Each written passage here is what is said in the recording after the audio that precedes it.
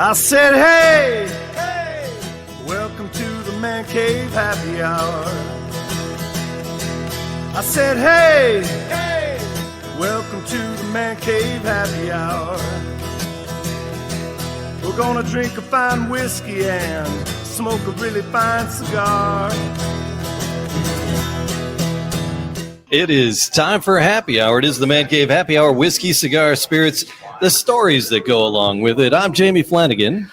That over there is August Gitschlag. We have Matt Fox here. Oh my God! Sitting just to my left, across from me, sort of. Yeah, different view today. I got a little bit of, I got a nice silhouette of you over here. So, isn't it quite the silhouette? Okay. And we've taken the party on the road. We are Kuhnhenn's Brewery. We're at a beer house. It's time to drink, and it said winery on the wall. I want some wine before we're done. I want a little wine before all is said and done. Put an umbrella in it. I'm a girl drink drunk. Get me going. So yeah, but yes, please. So we've talked about it. You've been up north on extraordinarily many occasions, and the beer selections is. It's a 20-foot tall. Well, we're going to find out. We can ask the question, can't we? Full of 20-foot tall board full of expressions to dive into.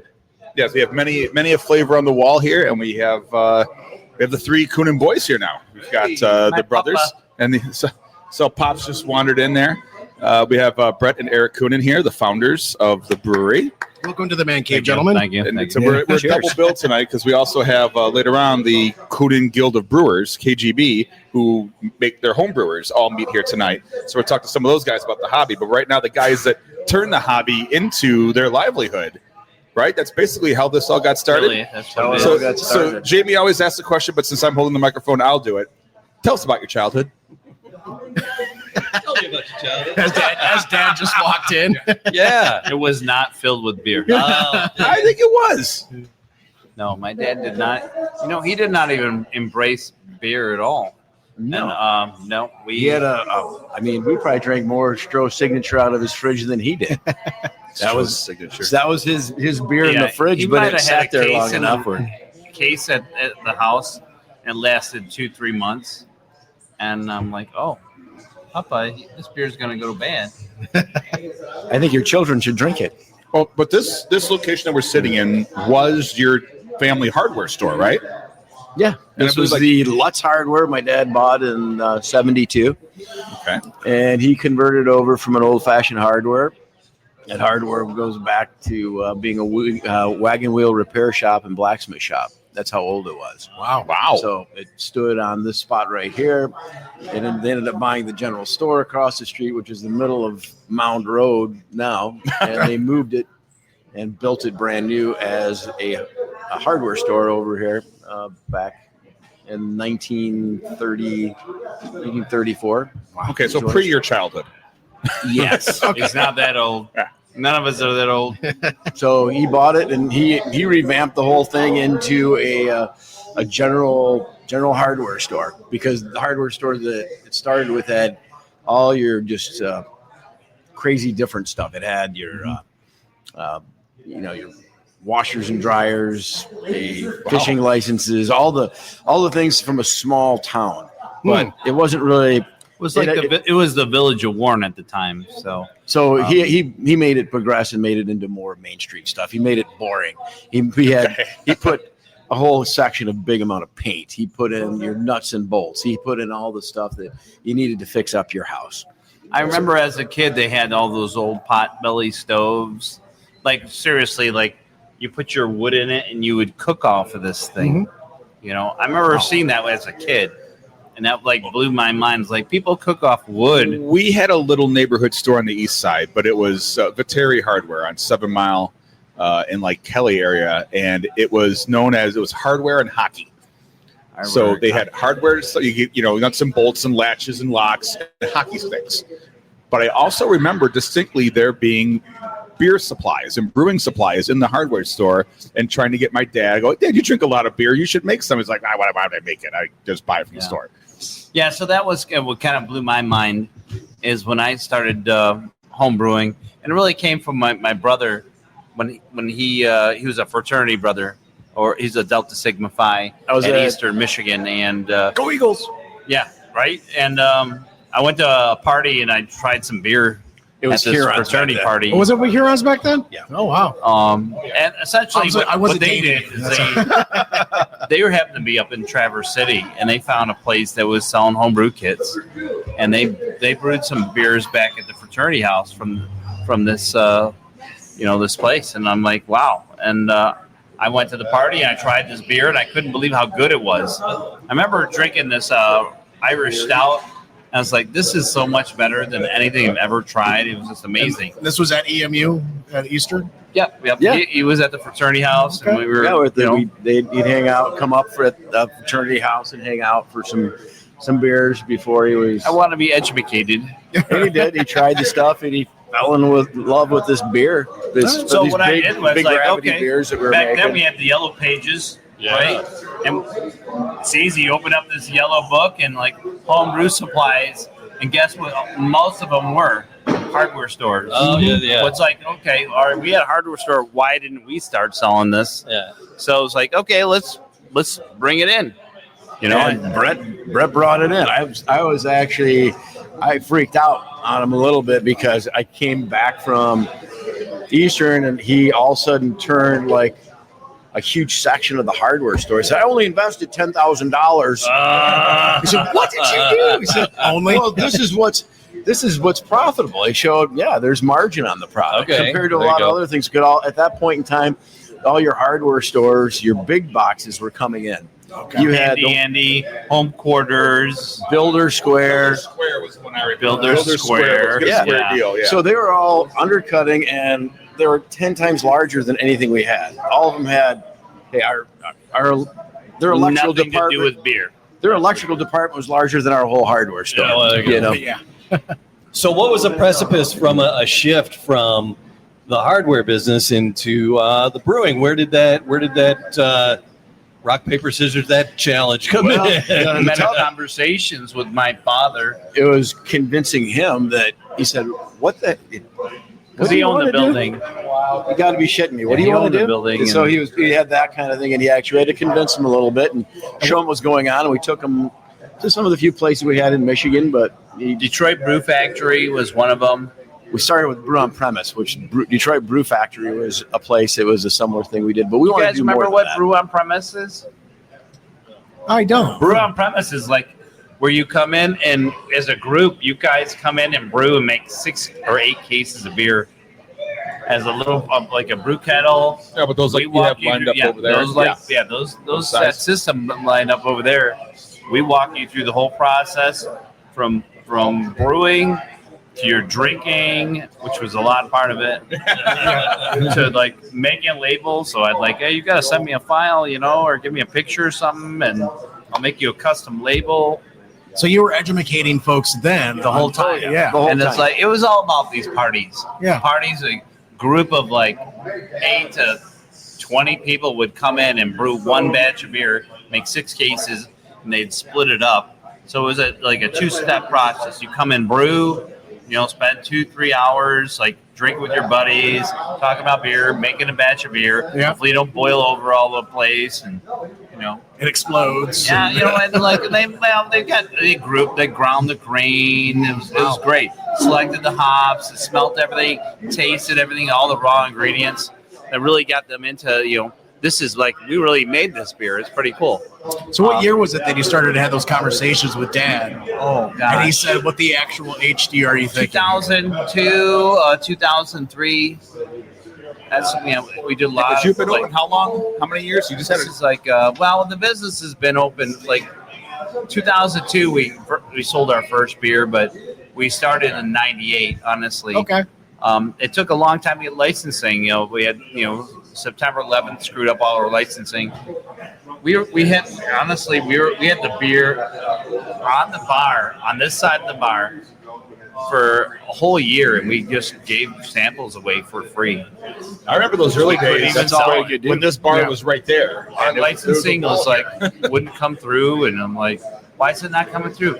Oh, I'm so sorry. I lost your licenses. I'm like, sorry, your paperwork. Can you send me it? It's in triplicate blue ink only. And it's Now got it's to be all, I mean, notarized. they don't know how easy they got these. It was so easy. And send your a brew microfiche license. file. Yeah. You actually do it all digital, and it's like done. It's like back then. It was like, like you said, Yeah. triplicate blue. If you did something wrong, I sent stuff in black Who ink were and the they sent only it ones back. that were making beer? It was like Traffic Jam and Snug was making beer. Michigan Brewing, I think, was making beer. Was Motor City Brew Works Dragon even Meat open? just opened. Okay, right here. Yeah. That's pretty close. Franklin Street as well, I think, downtown. Oh yeah, you remember that place? I remember Franklin Street Brewing Company. BC's. Yeah. There was not a lot. Atwater was just open. They were just getting started. Yeah, they were a great help. We learned a lot from those guys when they first opened. And Tom Morosi. yeah, he was a great guy. awesome from Germany. They still brought is him a in great for guy. brewing there. It was a good friend of ours. But you guys stayed with it, and you continued to put your own spin on your brews and everything. Nobody that you- was making high gravity anything. Well, that was the thing. Yeah. It's the strong beers. No, and what you guys that's stepped what up. we we I really love to embraced drink is high gravity. Okay. So what is A high novice, gravity? yeah, I got no Yeah, high idea gravity. what the heck is high gravity. Go get one. So it's high anxiety. Like I just think There's Mel no anxiety. Mel with Brooks, high high anxiety. I'd say Lower part your of the anxiety. inspiration is when we first started, like 2 years in, and we were already trying to go after fun specialty big beers that just didn't exist. I mean, one of the first ones was like having Expedition Stout from Bell's. That was one of the few things you could get in Michigan at all. That opened the door to what high gravity was. It really I was. remember you guys. But Belgian beers were the other big inspiration. I remember you So, bringing. Corson Dunk Brown was like one of them. yeah. Couldn't You brought a Russian Imperial Stout to Punchki Day one year, and people were falling over because they didn't know how to drink it. We Oh, didn't that's have true. Yeah, we didn't 8-ounce bring that. cups for that stuff. That was so. it was a long time There you ago. go. Hey, we'll And, get to you later. We'll get to you later, pal. Yeah, Russian Imperial Stout to Punchki Day in the morning. Yeah. Who would have thought that, right? That was my introduction to a high gravity beer. Well, was day. that the creme brulee Java Stout? Probably It was a Russian Imperial Stout. Oh, okay.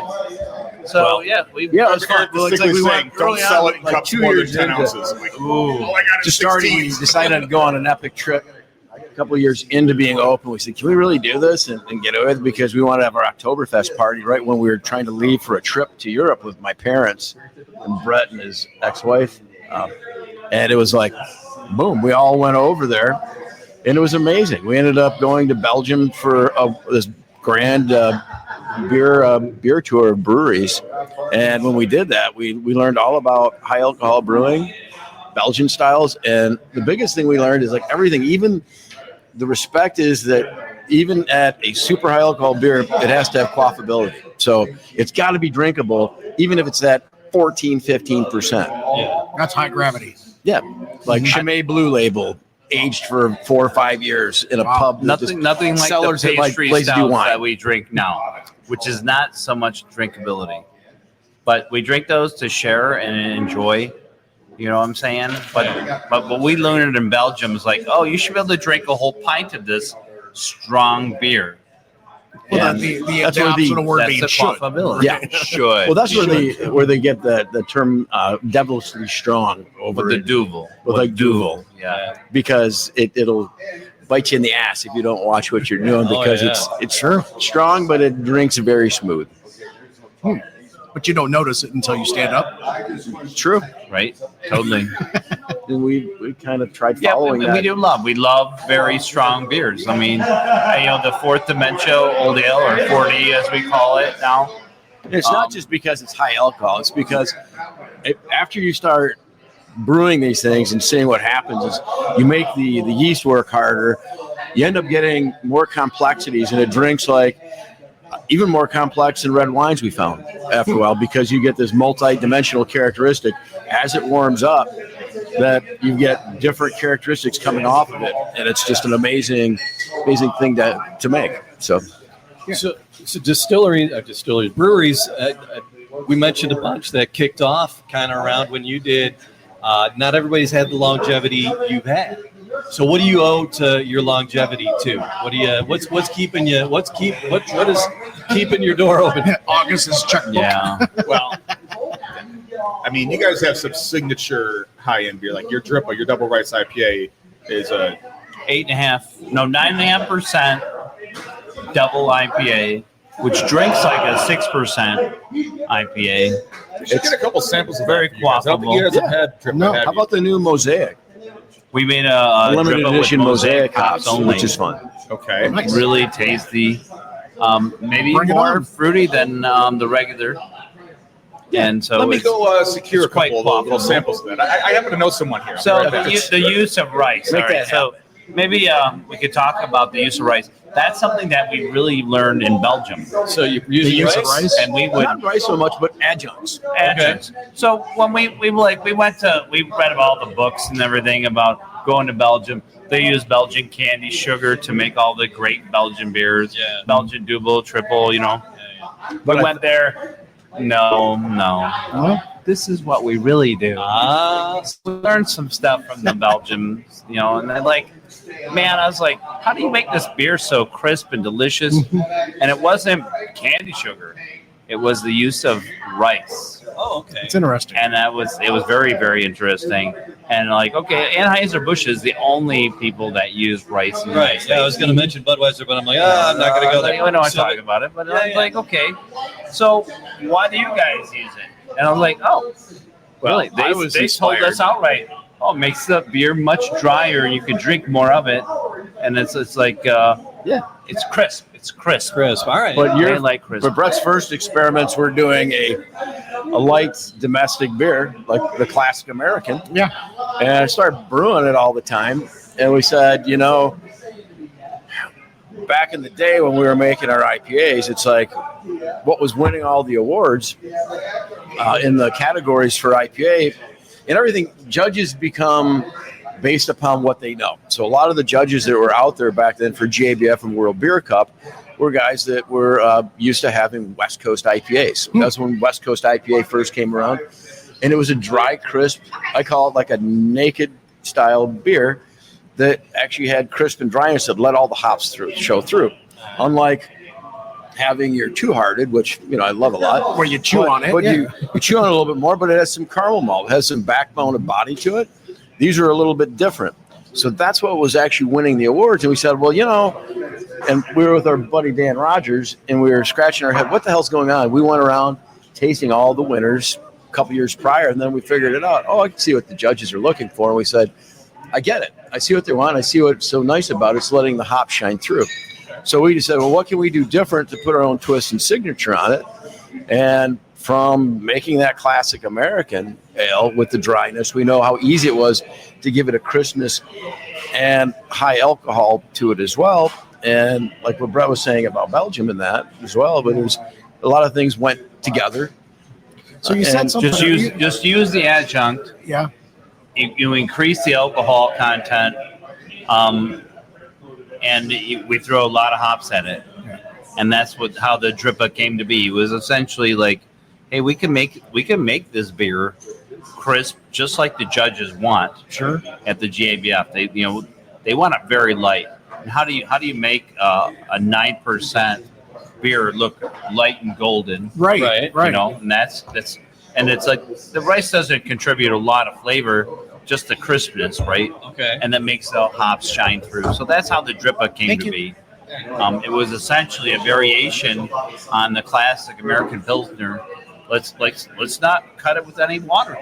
All right. You know, So no and cutting. let's add it's all the hops that we love, and we've gone through so many different varieties of hops, and like which ones taste, you know, for bitterness, the beta to alpha acid ratios. You know, what do we like? You like the citrusiness, floral, There's a big learning curve back grassy. then. Like, A lot of you these know? hops are just coming into play. What we started doing is like Simcoe hops was a brand new hop back then, and it had this huge mango papaya characteristic to it.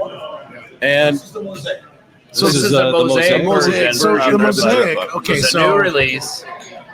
I have a really good memory when I smell something, and this really is reminiscent of. And if it's okay if I say what it is, you all right with that? Well, it's made with Mosaic hops. So Okay. tell But me go what ahead. you think. What do you think of it? On What the are you nose, thinking? it smells Because like an M43.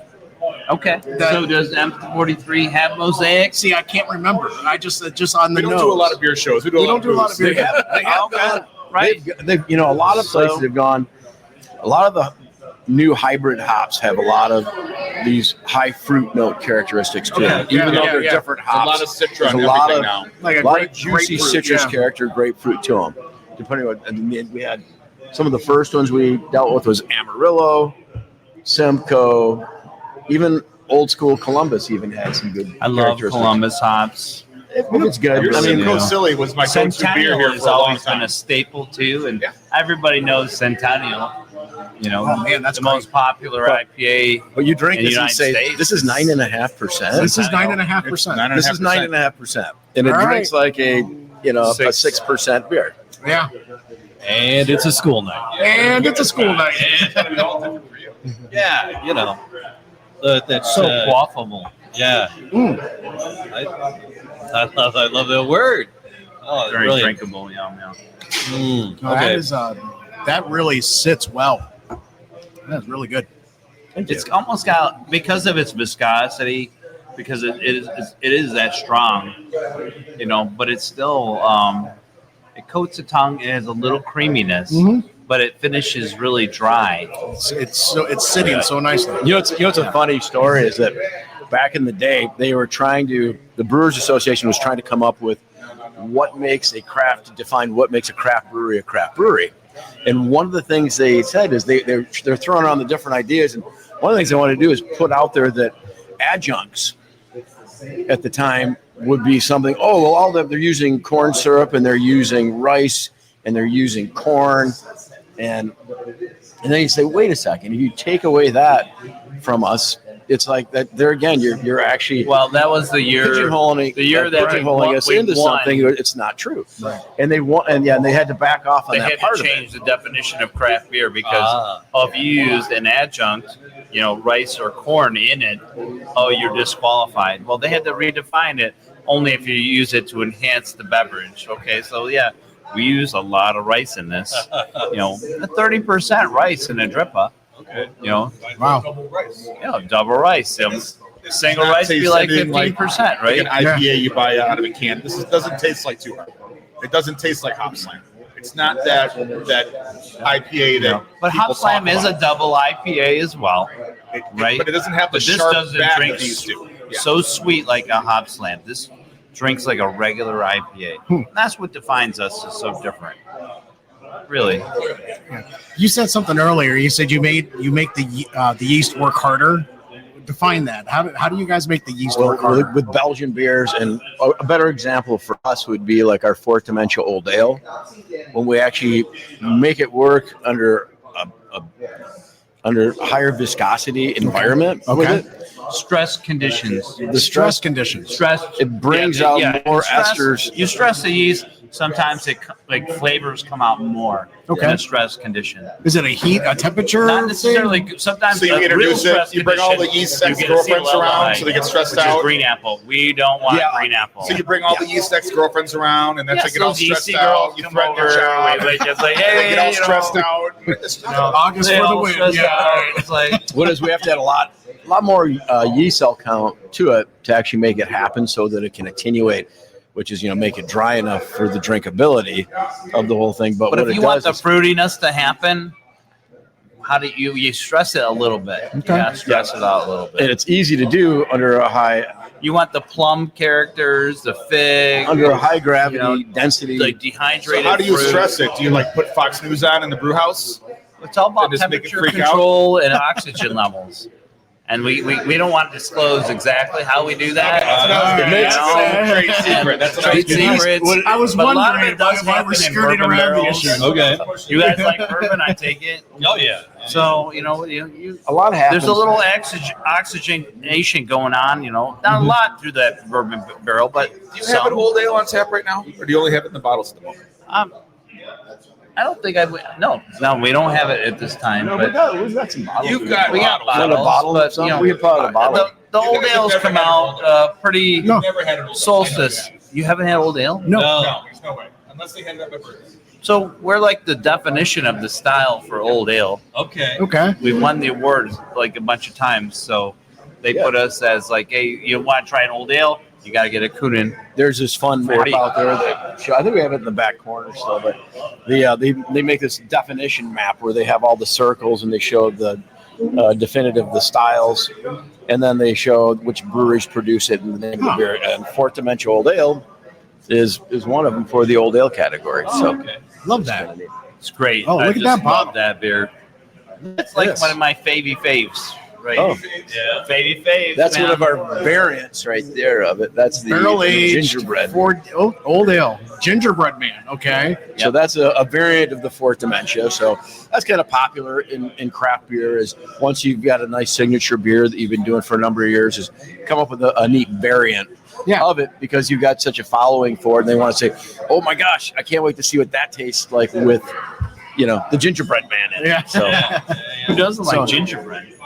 So this is aged for a year. What is it aged in? What type of is it aged in a barrel? Those are mainly Heaven Hill barrels. Maybe some Old Fitzgerald. That's what we mainly Old buy. Fitz. All right. We have some Blanton's aging. More Heaven Hills. We've got Willet.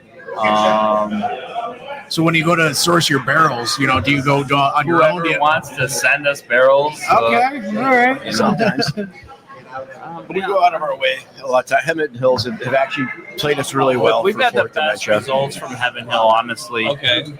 What we've found is like the longer that the bourbon's been aged in it, the less you're going to get in your beer.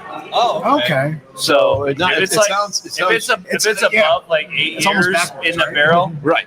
you It's already took all the goodness and it went into the bourbon. like there's nothing more sexy saying that you have a Pappy Van Winkle barrel, right?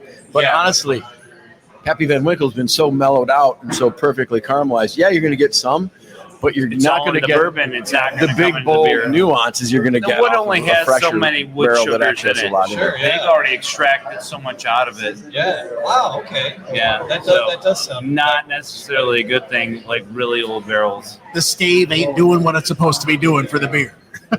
No, because it's spent. Yeah. Well, that's got a decided nose on it. You got the ginger one, yeah. So this is the gingerbread barrel aged old ale. Gingerbread man. Gingerbread I don't think man. I had this. Oh, wow. I'm pretty sure you've had it. I'm pretty sure I have too. I've had most everything. Yeah. They usually release these at their solstice party, which happens to always be on like my birthday, December 21st. Oh yeah. So when they're serving it in glasses like this, they hand it to me in pints. That's my birthday. So I tend It's to your forget some of the stuff I drank It's on his my birthday. birthday, and he's got his driver. I always have a driver. Usually my brother taking care of me. Always a fun time. That is a tasty treat, gentlemen. Now, this is something that you do get. You can judge this like you do a bourbon Yeah. with all the different flavors you get. It's a tasty treat, fellas. Thank you. Yes, it's good. You guys are bourbon guys. Do you? I can feel it. I don't want to ask you, but do you have a favorite bourbon or? So we all do. we all do. We have our daily Everybody drinkers. likes what but, they like, right? So You know mine, Brett. what would do I that? always drink? I always drink it at Caju. It's my favorite bourbon. No, Wild Turkey. that's just wrong. Yeah, it's Wild Turkey Rye, right? Yeah. The one. So we're talking about ryes. Are ryes really much more spicy and hotter than regular bourbon? Not hotter, but there's But rye is not bourbon, anyways. Rye whiskey is rye whiskey. there's Bourbon more of a is bourbon. spice. There's a spice to it on a rye. Not temperature wise. It's just a spice of warmth that a rye will catch you. With So the front when end. we use rye, in beer, it's very, very similar to wheat. Mhm. It really is. It adds extra creaminess to it. I really like the rye, but it comes out so different in the spirit. Yeah. It really it's its own does. animal. It really is its own It animal. is. I mean, you look at it when you grind it out, it's so tiny. It's like it's different altogether. And it produces a different flavor altogether. I'm upset with you for talking shit about my Wild Turkey.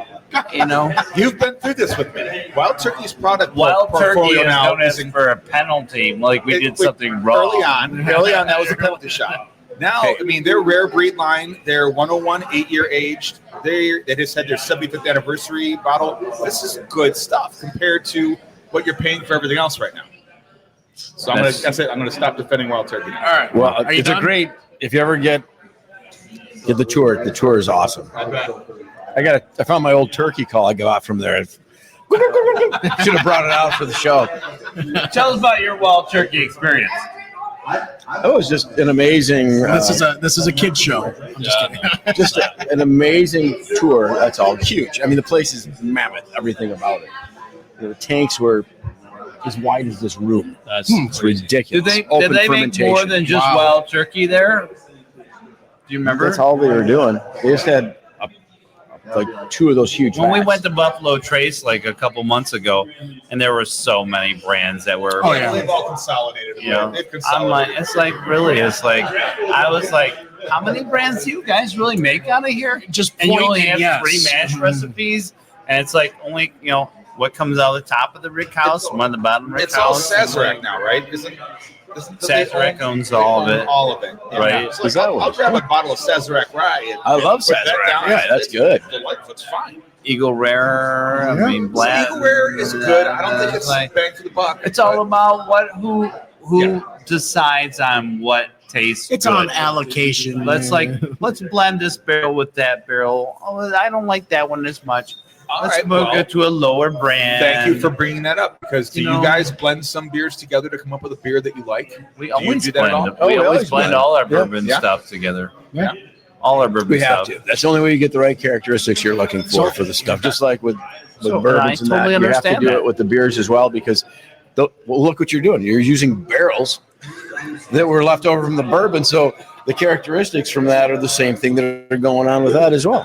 Don't buy a bourbon barrel that's like aged over 9 years. It's just worthless. It's like there's no flavor left in I it. hate to It's interrupt, spent. gentlemen. Is this the Cocaine and Hooker podcast? No, it is not. It's Wrong not bar? No. That's in the next room. That's Matt Barnes, the dulcet tones of our good buddy Matt Barnes. Oh boy. So how much of your week is spent brewing? How much time are you guys spending every week? Usually 3 to 4 days out of the Brewing week. versus cleaning. Yeah, the rest of the time Every day is cleaning. Every day's cleaning. Every day is 3 or 4 days a 3 week. 4 Yeah, days, and of the depending brew on house what is we're running. doing. Sometimes we're like when we run DRIPA, because we make so much DRIPA, we're doing 2 to 3 batches a day. All right. And we just keep running, 90% boom, boom, boom. is the double rice IPA. So we can run more batches. It's if we just have so to easy per day drinking. cycle. Yeah. Is what we can do. But, As much as we love the bourbon barrel aged everything, and Yeah. like what really brings in the bills, The drip. you need. Yeah, So that's what you need. how much are you making every 6 months? 2,200 gallons. It's not, or 2,200 barrels. A barrel is 31 gallons, so that's not that much. we don't make much. We're very We're small a real still. small We're facility. still looking for our Clinton Township to do a big expansion with it. We've been working on it for almost a decade over there, but You're not quite a microbrewery. You're a craft brewery. Would you Well, kind of Yeah, what are differentiate those yourself? definitions? That's a great question. I think that definition has changed a bunch of times. Yeah. I think so it has too. Yeah, Where you would you yeah. put yourself on that scale? we're definitely a micro. yeah, because they're not owned by another guy doing their craft stuff. Yeah. Okay. I guess that's Yeah. what We've never the sold change out is. like almost everyone else in the state. but it's everybody's think- wait, their who prerogative. is- They who want to is go and the- make who's money. And You know, all the bigger ones have all sold out. You haven't taken that We are the InBev check yet, huh? last. We are the last independent, one that distributes. But maybe, the only who else is a lot of them are taking checks. Even the guys that aren't directly taking checks for it. I think who's the closest one? Who's the largest one we have right now is. Well, there's the InBev guys, and there's who owns Modelo? Didn't they just buy a bunch of places too? Oscar Blues and all those guys. I don't know. I can't keep up. it really is hard to keep up. Yeah. So Well, the marijuana industry just purchased a bunch of them. That's right. I didn't see that. So, Atwater's Atwater's owned by India, right? No, they're the ones the Canadians that Oh, the Canadians. that grow weed. So Oh, okay. So it's changed. Right. you never know who's going to buy. So have you- Aaron Brewing is owned by Parents, the one I was Monster. thinking of. Yeah, by Monster, really. Yeah, so Monster Beverage. They made a ton of money during COVID. And Yeah. I think they just didn't know what to do with all the money they had, so they started investing in fun things. So So What's going on with bourbon right now, guys? I mean, is it? You know, you got when I was down there a couple weeks ago, I heard like plateaued. one of the cooperages, like the whole shift was canceled. Yeah. On making bourbon barrels. But to my What's understanding, going on with the bourbon? there's like big peaks and valleys, right? Because bourbon is super popular and it stays popular for a while, but then it starts to kind of peter off a little bit for a few years, and then it'll slowly start to come back because things are continuing to age. And then when they come out with something new, it's good. A lot of people bought a ton of bourbon from like COVID until now, and like their cellar in their house is full.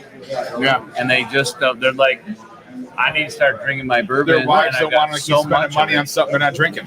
Yeah. right. JD, you have something to So say about that?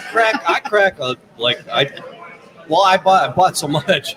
I'm trying to get to them, but I'm like saving All right, it. I want to ask People you, collect. I don't collect. how much bourbon do you have at your house? It's a great question. Be honest. Do you know how much? No, I do. I don't. Do you have an idea like how many cases you have? No, it's not.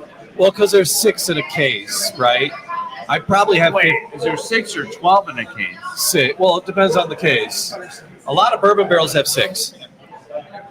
Bourbon Okay. cases have 6. Bourbon cases only have 6 bottles in it. Yeah. Mm-hmm. Yeah. Okay, I didn't know that.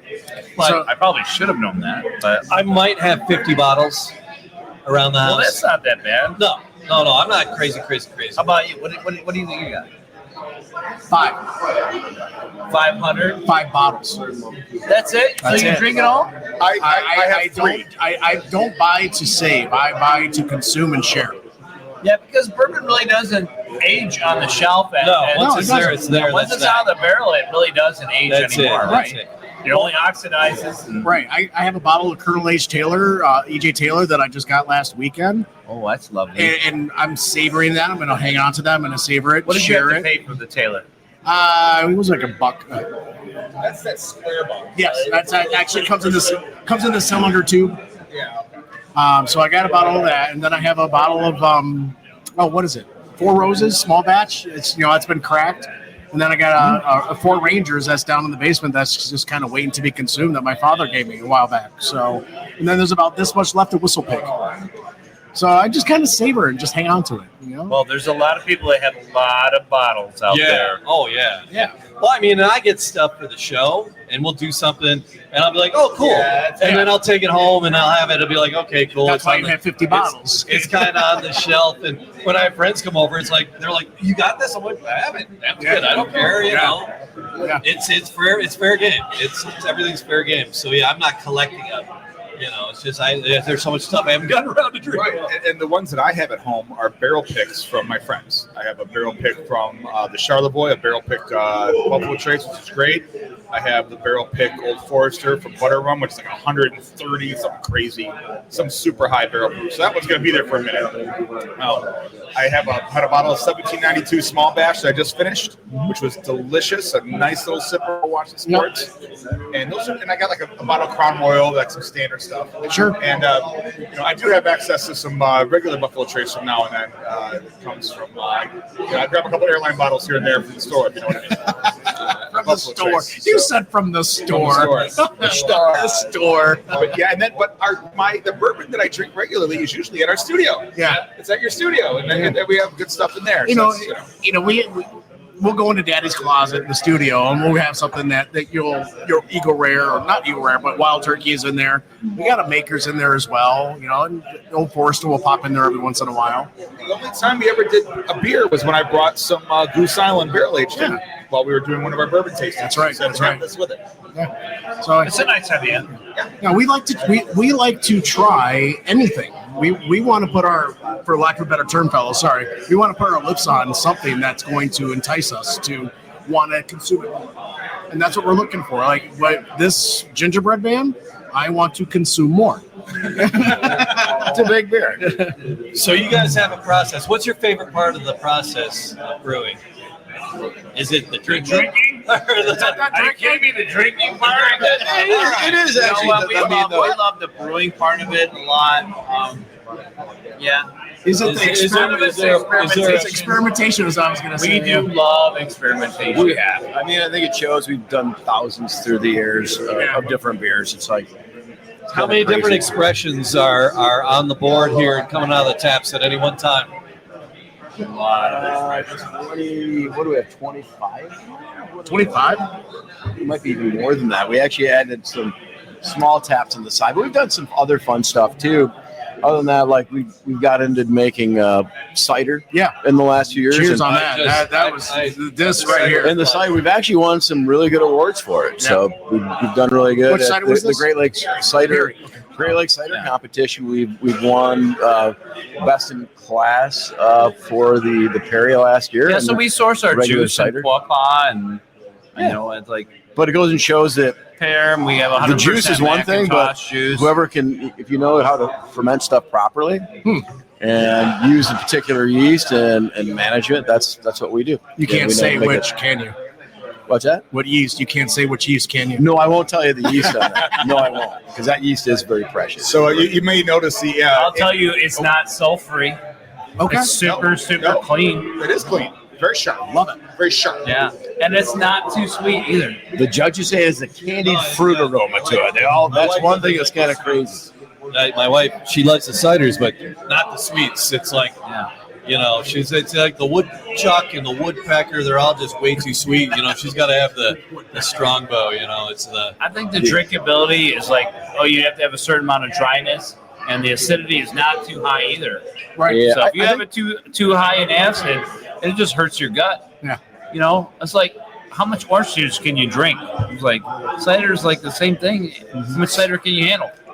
So the listener may notice the ambient noise is kicked up here in the tap room where the KGB Brew Club is about to kick off their little meeting, and after their meeting, we're going to sit down with some of those guys and talk about the hobby.